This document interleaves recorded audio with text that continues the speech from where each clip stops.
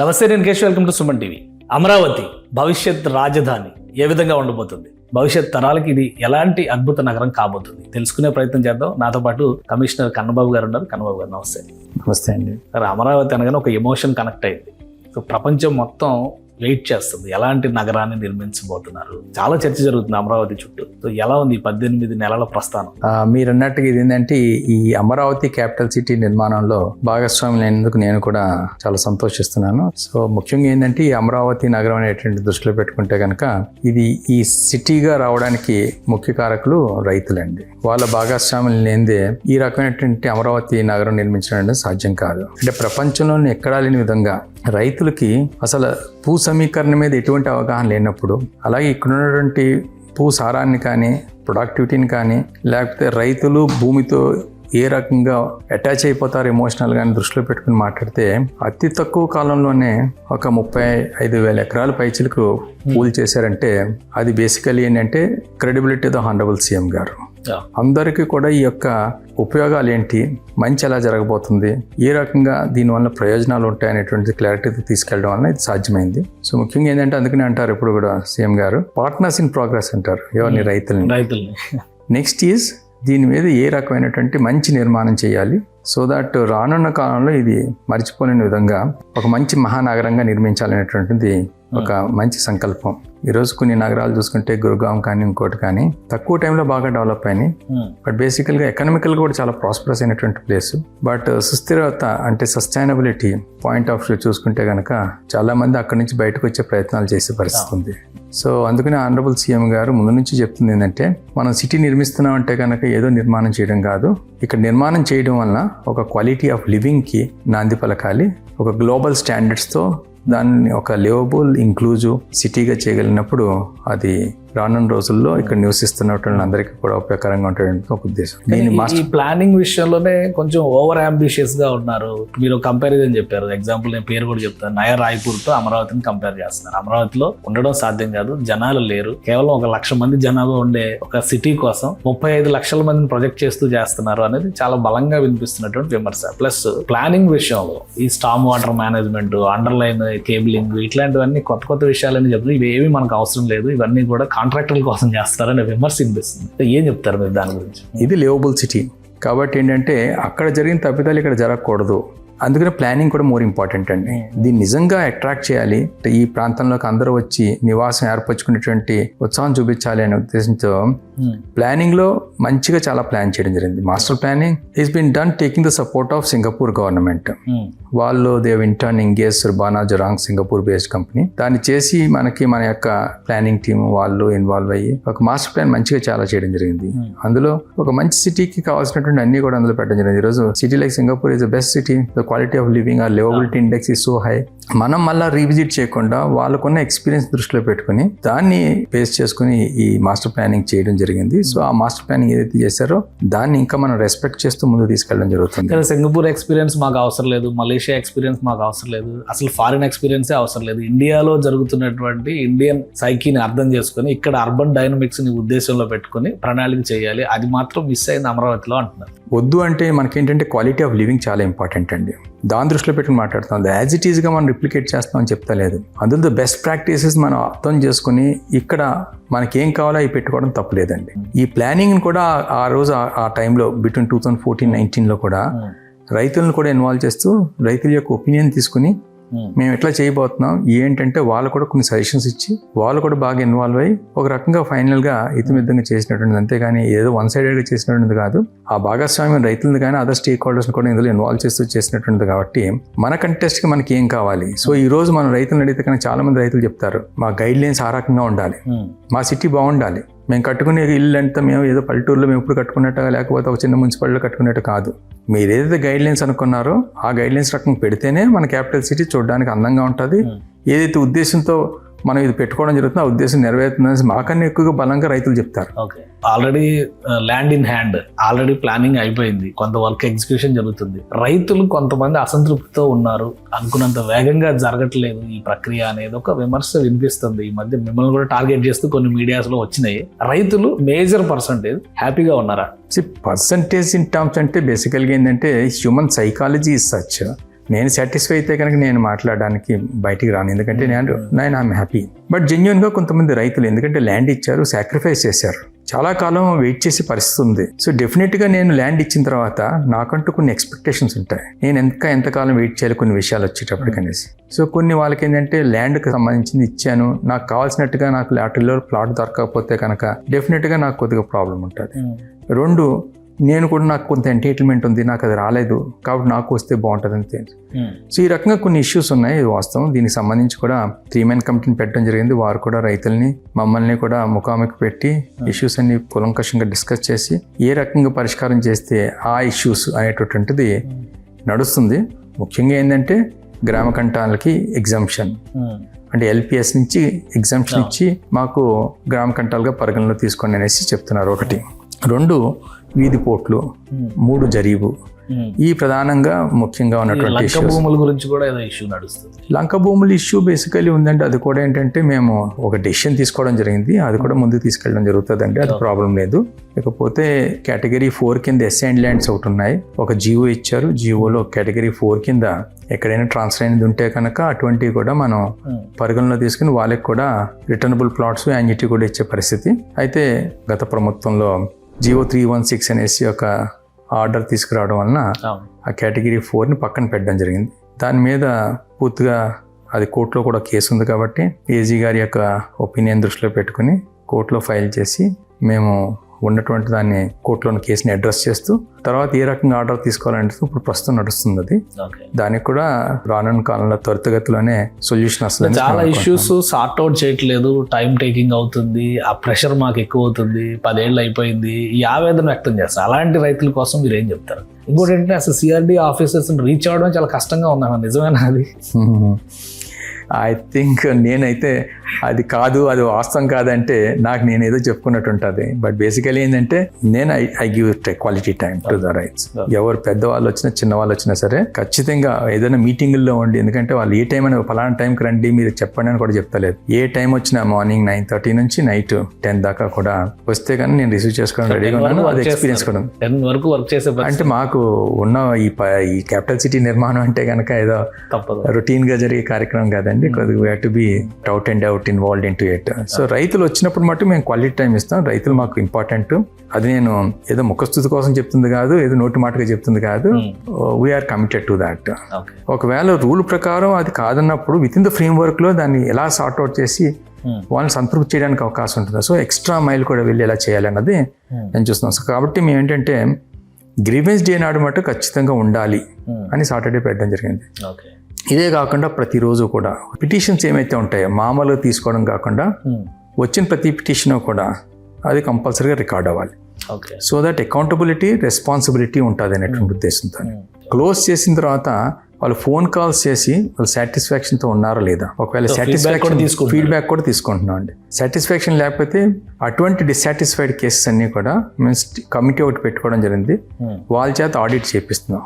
అది నిజంగా డిస్సాటిస్ఫాక్షనా, క్లోజ్ చేసింది అన్న కింద స్థాయి అధికారులు సరిగ్గా క్లోజ్ చేశారు లేదు, నిజంగా క్లోజ్ చేసింది కరెక్టే ఉండి అప్పుడే కూడా ఆయన కంప్లైనెంట్ కొద్దిగా డిస్సాటిస్ఫైడ్ ఉంటే కనుక అది క్లోజ్లో పెట్టుకుంటున్నాం.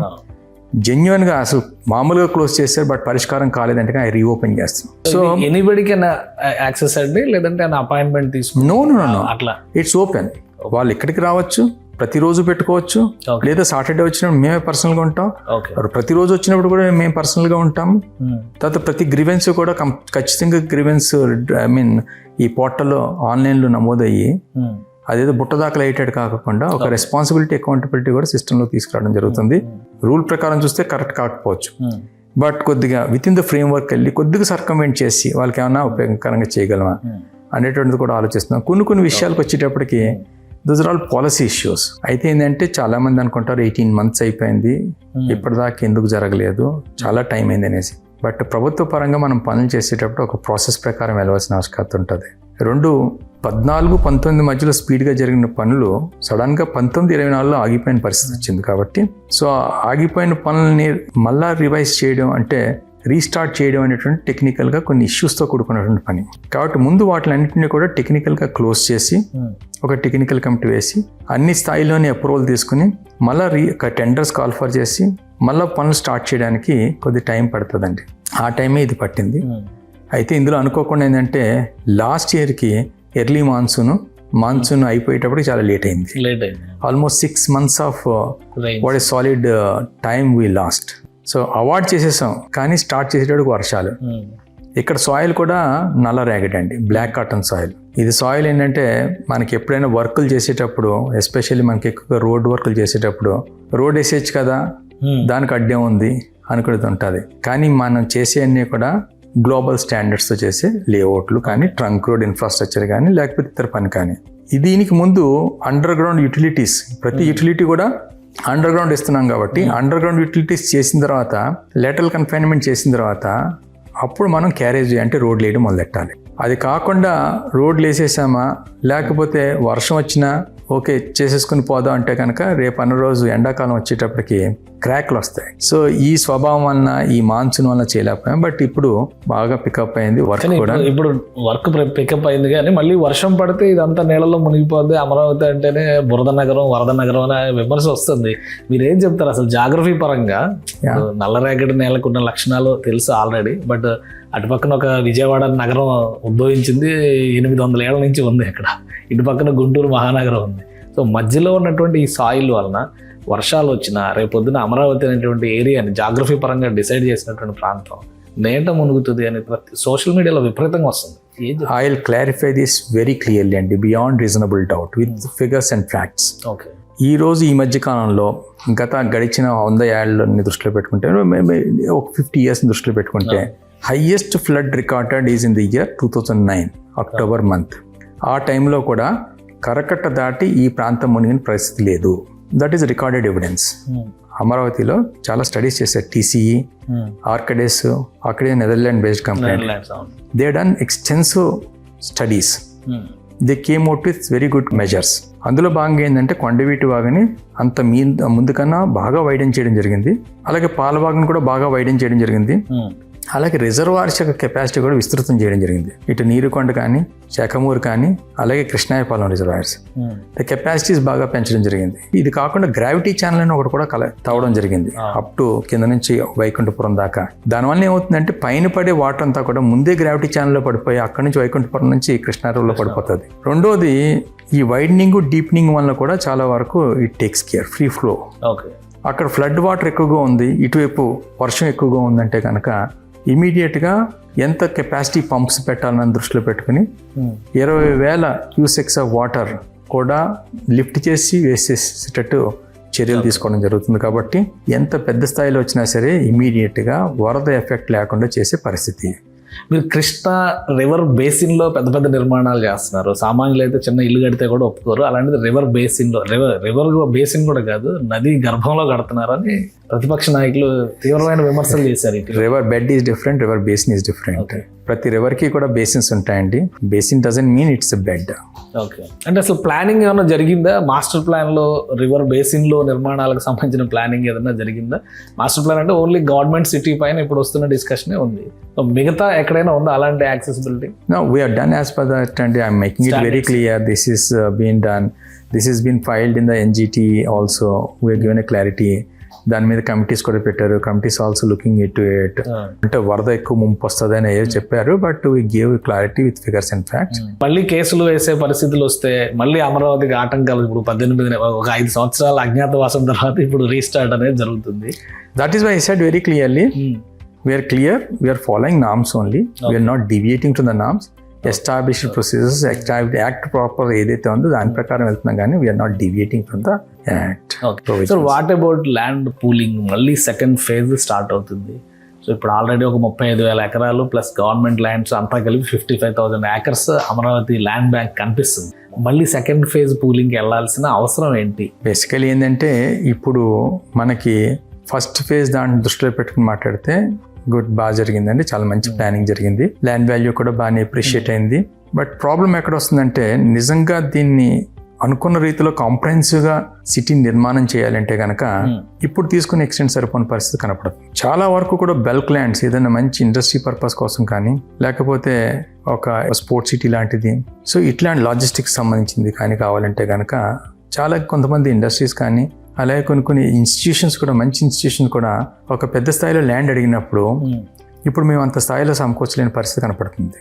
కానీ అలాంటి ఇన్స్టిట్యూషన్స్ వచ్చినప్పుడే ఒక క్యాపిటల్ సిటీ యొక్క నిర్మాణం పరిపూర్ణంగా అవుతుంది. సో దాన్ని దృష్టిలో పెట్టుకుని ఒక కాంప్రహెన్సివ్ డెవలప్మెంట్ దృష్టిలో పెట్టుకుని లాంగ్ టర్మ్తో ఒక సిటీని బాగా చేయాలంటే కనుక ఇది తీసుకోవడంలో తప్పు లేదని మా ఉద్దేశం. కానీ ఒక క్లారిటీ ఇవ్వండి సార్, అసలు ల్యాండ్ పూలింగ్ తీసుకున్న తర్వాత బెనిఫిషియరీ ఎవరైతే రైతు ఇస్తాడో ఆయనకి ఎంత వెళ్తుంది, డెవలప్మెంట్కి ఎంత వెళ్తుంది, చివరికి ప్రభుత్వం దగ్గర ఎంత మిగులుతుంది? ఎందుకంటే నంబర్ చూడగానే 55,000 ఎకరాలు, ఇప్పుడు మళ్ళీ 20,000 ఎకరాలు, 16,666 ఎకరాలు ప్రైవేట్ ల్యాండ్స్ తీసుకుంటున్నారు అన్నారు. ఇంత వాల్యూమ్ ఆఫ్ ల్యాండ్ ఏం చేస్తున్నారు? ఇదంతా రియల్ ఎస్టేట్ వ్యాపారం అనే విమర్శ కూడా చేస్తున్నారు. ఒక 25% to 30% lands goes to the farmer కండి. More than 25%. జరీబ్ అయితే almost 30% above it goes to the farmers. తర్వాత ఎక్కువ ఏంటంటే ఈ మాస్టర్ ప్లానింగ్ చేసినప్పుడు ఎక్కడ రాజీ పడతలేదండి. ఓకే, ఎక్కడా లేని విధంగా మోర్ దెన్ 30% బ్లూ గ్రీన్కి ఇస్తున్నాం. Blue green. Apart from that there are other facilities, utilities, amenities, దీనికి కూడా ఎక్కడా రాజీ పడకుండా లార్జ్ స్కేల్లో టేకప్ చేయడం జరుగుతుంది. కాబట్టి మిగిలింది ఏంటి అంటే కనుక it can be what is that maybe 15 to 20% maybe there with it. So second phase land pooling లో మీకు ఎలాంటి ప్రశ్నలు వస్తున్నాయి? మాకు మీడియాకు వస్తున్న రిపోర్ట్ అయితే అందరూ అడుగుతున్న ఒకే ఒక ప్రశ్న, రాజధాని ఇదే అని మీరు భరోసా ఇస్తారా, గెజిట్ ఇస్తారా, చట్టబద్ధత కల్పిస్తారా? ఈ ప్రశ్న అడుగుతున్నారు. ఎఫర్ట్స్ ఆర్ ఆన్ అండి. ఐ థింక్ ప్రభుత్వం కూడా దాని వైపు చర్యలు తీసుకోవడం జరుగుతుంది. సో త్వరలోనే మంచి వార్త మనం వింటామని అనుకుంటున్నాను. తప్పకుండా సార్. ఇంకా 2 ప్రశ్నలు ఉన్నాయి సార్ ఫండింగ్కి సంబంధించి.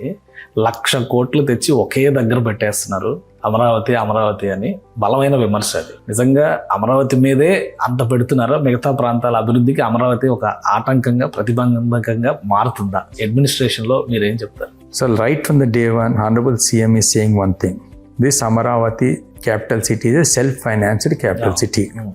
విచ్ మీన్స్ దట్ బడ్జెట్ మీద డ్రాగ్ అనేటువంటి లేకుండా ఏదైతే మనం ల్యాండ్ కిట్టీకి వచ్చిందో దాన్ని మనం మానిటైజ్ చేసుకుంటూ ఈ అమరావతి క్యాపిటల్ సిటీని నిర్మించాలనేటువంటి ఒక ఉద్దేశం. That's innovative way of doing things. కొత్తగా ఒక రెవెన్యూని తీసుకురావడం అంటే ఒక స్టేట్ యొక్క జీడిపిని నెక్స్ట్ లెవెల్ తీసుకెళ్ళడం అన్నది ఈ రకమైన చర్యలు తీసుకోకుండా కన్వెన్షనల్గా పోతే అయ్యే పరిస్థితి కాదండి. 1, 2 లక్ష కోట్లు అంటున్నారు. 1,00,000 కోట్లు ఏమీ అప్పులు చేసి తీసుకొచ్చే పరిస్థితి కాదు. అందులో కొంతవరకు ఫైనాన్సింగ్ ద్వారా ఫైనాన్సెస్ రైజ్ చేసి క్యాపిటల్ సిటీ నిర్మాణం చేయాలి. అది కూడా మనకి ఏదైతే ల్యాండ్స్ ఉన్నాయో దాన్ని ఒక మంచి ఇన్స్ట్రుమెంట్గా వాడుకుంటూ రేపు రీపేమెంట్ కూడా ఈ ల్యాండ్స్నే అవసరమైతే అప్రోప్రియట్ టైంలో పారదర్శకంగా డిస్పోజ్ చేస్తూ దాని మీద వచ్చే రెవెన్యూస్ని మనం రీపేమెంట్కి ఉపయోగించుకోవాలని ఒక స్ట్రాటజీ. దీనికి సంబంధించి క్యాష్ ఫ్లోస్ కానీ లేకపోతే ఫైనాన్స్ మోడలింగ్ అన్నీ కూడా చేసుకుని బ్యాంకుల ముందుకు వెళ్ళడం జరిగింది. సో ఇప్పటి వరకు మనకి వరల్డ్ బ్యాంక్ నుంచి, ADB నుంచి 15,000 కోట్లు రావడం జరిగింది. అందులో గవర్నమెంట్ ఆఫ్ ఇండియాది 10% వాళ్ళే గ్రాంట్గా ఇవ్వడం జరిగింది. ఇది కాకుండా హడ్కో నుంచి ఒక 11,000 కోట్లు, అలాగే ఈ మధ్యకాలంలో నాఫిడ్, నబార్డ్ నుంచి చెరొక 7,500 crores రావడం జరిగిందండి. అంటే ఇప్పుడు మీరు టేకప్ చేసిన ప్రాజెక్ట్స్ వేటికి కూడా షార్టేజ్ ఆఫ్ ఫండ్స్ అనేటువంటి క్వశ్చన్ రైజ్ కాదు. నో, ఫైనాన్షియల్ క్లోజర్ మట్టుగా 100% చేయడానికి మేము రెడీగా ఉన్నాం. అయితే ఇకపై నడిచే కార్యక్రమాలు ఎక్కువగా ఏమంటారంటే ఇన్నోవేటివ్గా కావాలి. మనకున్న ల్యాండ్ను ఉపయోగించుకుంటూ BOT, PPP మోడల్స్ దృష్టిలో పెట్టుకుంటూ మనము యాక్టివిటీని ఫీల్డ్ మీద కనపడేటట్టు చేస్తూ ఇన్ఫ్రాస్ట్రక్చర్ పెట్టుకుని డెవలపర్ ఎవరైతే ప్రైవేట్ నుంచి వస్తారో వాళ్ళు ఈక్విటీ డెట్ రూపంలో కానీ లేకపోతే ఈక్విటీ రూపంలో కానీ తెచ్చుకొని ఆ స్ట్రక్చర్స్ కన్స్ట్రక్ట్ చేస్తూ దాంట్లో మాకు వాటా రావడం కానీ లేకపోతే దాన్ని వచ్చిన మాకు బిల్టప్ ఏరియాని మేము డిస్పోజ్ చేసుకోవచ్చు, లేదంటే కనుక మేము లీజ్కి ఇచ్చుకోవచ్చు. ఇంకో రకంగా చేసుకుని అమరావతి అంటే CRDA కూడా కొద్దిగా బలోపేతం అయ్యేటట్టుగా ఒక ఇన్నోవేటివ్గా చేయాలనే ఒక ఉద్దేశం. సో ఆ రకంగా ఇకపై చేసే యాక్టివిటీస్ చేయాలని ఒక ఉద్దేశం. సో ఇప్పటివరకు అమరావతిలో అన్ని గవర్నమెంట్ భవనాలు నడుస్తున్నాయి, ప్రైవేట్ అంటే ఇన్స్టిట్యూషన్స్కి ఇచ్చారు. సో అపార్ట్ ఫ్రమ్ దట్ ఇంకా ఎవరైనా ప్రైవేట్ ఇన్వెస్టర్స్ని ఇన్వైట్ చేసే అవకాశాలు ఉన్నాయా? వెరీ మచ్ అండి. మేము ఇన్వైట్ చేసాం, మొన్న RFPs ఫ్లోట్ చేసాం, దానికి రెస్పాన్స్ కూడా బాగా వచ్చింది. 2 RFPs ఫ్లోట్ చేసాం. తర్వాత మొన్న CM గారు కూడా ఢిల్లీ వెళ్ళినప్పుడు క్రెడాయ్ వాళ్ళతో మీటింగ్ పెట్టారు, అలాగే నారెడ్కో వాళ్ళతో డిస్కస్ చేశారు. వాళ్ళ దగ్గర కొన్ని సూచనలు తీసుకుంటున్నారు. వాళ్ళ సూచనలు బట్టి కొద్దిగా పాలసీగా ఒక డెసిషన్ తీసుకుని పాలసీని బేస్ చేసుకుని ఇంకా అట్లీస్ట్ ఒక 25 మంచి కంపెనీలు ఇక్కడికి వచ్చి ఇచ్చేయాలనేది ఒకటి. ఇది కాకుండా బయట నుంచి ఒక మంచి any sector you look at, ఈరోజు 101 ఇన్స్టిట్యూషన్స్కి సుమారు ఒక 1,300 ఎకరాలు ఇవ్వడం జరిగింది. అది ఎడ్యుకేషన్ రంగానికి సంబంధించింది అవ్వచ్చు, హెల్త్ రంగానికి సంబంధించి అవ్వచ్చు, హాస్పిటాలిటీ అంటే హోటల్ రంగానికి సంబంధించింది అవ్వచ్చు, లేదా బ్యాంకింగ్, ఇన్సూరెన్స్ సంబంధించిన రంగానికి అవ్వచ్చు. These are all goes a long way. అంటే కొన్ని సందర్భాల్లో కేవలం ఆఫీసెస్కే కాదు ఇవ్వడం, వాటి నివాస సముదాయాలకు కూడా ల్యాండ్ ఇవ్వడం జరిగింది. So that is how it is going to be more liveable. కేవలం ఇవే కాదు, quantum valley sir, quantum valley వస్తే అమరావతి ఫేట్ మొత్తం రీడిజైన్ అయిపోతుంది అని అంటున్నారు. ఈవెన్ ఫర్ ఇండియా ఆల్సో చాలా పెద్ద బిగ్ విజన్ ఉంది. దట్స్ గేమ్ చేంజింగ్ అండి యాక్చువల్ గా. I think that's next level intervention. So A state కూడా ఇంత ప్రొయాక్టివ్గా క్వాంటమ్ కంప్యూటింగ్లో ఆలోచన చేయనటువంటిది. ఆనరబుల్ సీఎం గారు చాలా ప్యాషనేట్గా ఈ ఇష్యూని డ్రైవ్ చేయడం జరుగుతుంది. ఈ డ్రైవ్ చేయడం వల్ల ఒకప్పుడు సిలికాన్ వ్యాలీ ఏ రకం ఇది వచ్చిందో, క్వాంటమ్ కంప్యూటింగ్ తర్వాత క్వాంటమ్ వ్యాలీకి ఇది బాగా రావాలి. అది మనం ఫస్ట్ మనమే దాన్ని ఇది చేయాలనేసి చేయడం జరిగింది. Towards that direction things are really following in line. Education point of వచ్చేటప్పటికి నాట్ లైక్ ఎనీ ఇన్స్టిట్యూషన్ కాదు, వరల్డ్లో టాప్ 100 ఇన్స్టిట్యూషన్స్ని అంటే ర్యాంకింగ్లో ఉన్నటువంటి వాళ్ళని ఇక్కడ పెట్టి వాటికి సంబంధించిన క్యాంపసెస్ కూడా ఇక్కడ పెట్టాలనేటువంటిది. అందులో భాగంగా పడ్జు గురించి ఆలోచిస్తున్నారు. అలాగే ఈరోజు దేశంకి, మన భారతదేశానికి వాళ్ళ క్యాంపసెస్ పెట్టడానికి టాప్ 17 యూనివర్సిటీస్ వాళ్ళు already they taken a decision. So అందులో కొన్ని ఉన్నా మన దగ్గరికి రావాలనేటువంటి ఉద్దేశంతో కొంతమందితో మేము టైప్ చేసుకోవడం జరుగుతుంది. హబ్గా మారే అవకాశం ఉంది future. As such Vijayawada Guntur area is education hub. Education hub ఎందుకు అవుతుందంటే BITS, that's a great premier institution in the country.